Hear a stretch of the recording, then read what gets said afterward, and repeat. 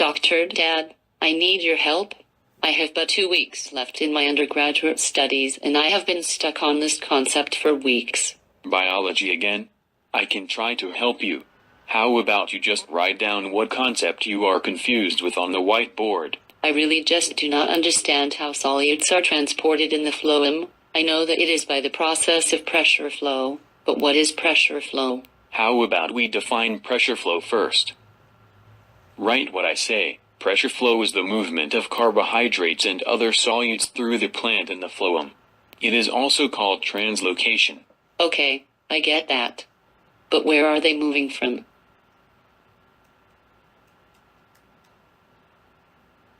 Once again, write what I say. Translocation moves solutes from sources to sinks.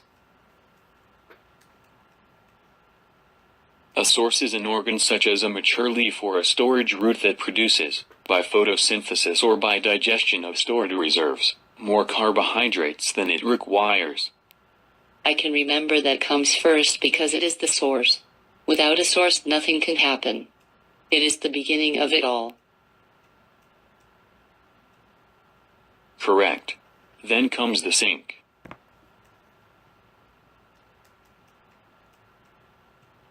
This sink?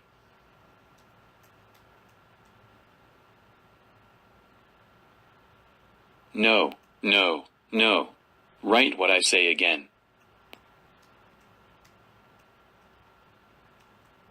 All right. I think I understand.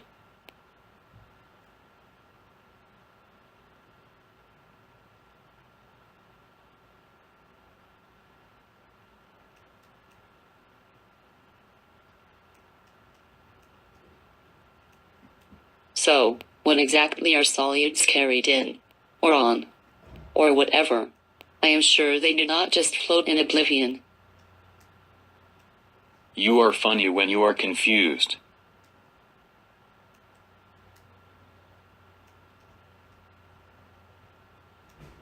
It is carried in the phloem.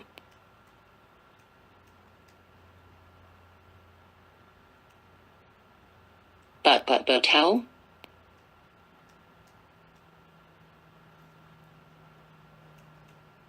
Evidence that the phloem carries sucrose and other solutes initially came in the 1600s, when Marcello Malpighi removed a ring of bark which contained the phloem from the trunk of a tree, while leaving the xylem intact. That is, he girdled the tree. Over time, the bark in the region above the girdle swelled. Malpighi correctly concluded that the solution coming from the leaves above the girdle was trapped in the bark. Later, the bark below the girdle died. Why, you may ask? It was no longer receiving sugars from the leaves. Eventually the roots, and then the entire tree, died.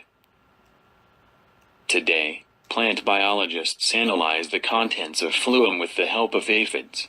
The insects feed on plants by drilling into sieve tube elements with a specialized organ, stylets. The pressure potential in the sieve tube is higher than that outside the plant, so the phloem sap is forced through the stylet and into the aphid's digestive tract. So great is the pressure that sugary liquid is forced through the insect's body and out its anus.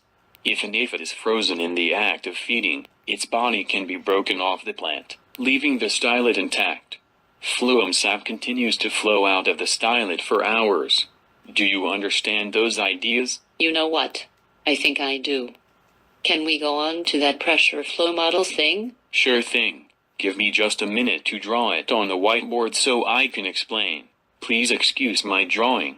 I am not an artist. According to this model, sucrose is actively transported at a source into companion cells, from which it flows through plasmosmata into the sieve tube elements. This gives those cells a higher sucrose concentration than the surrounding cells, a more negative solute potential, and water therefore enters the sieve tube elements by osmosis. This increases turgor pressure, which pushes sieve tube contents towards the sink, which we talked about.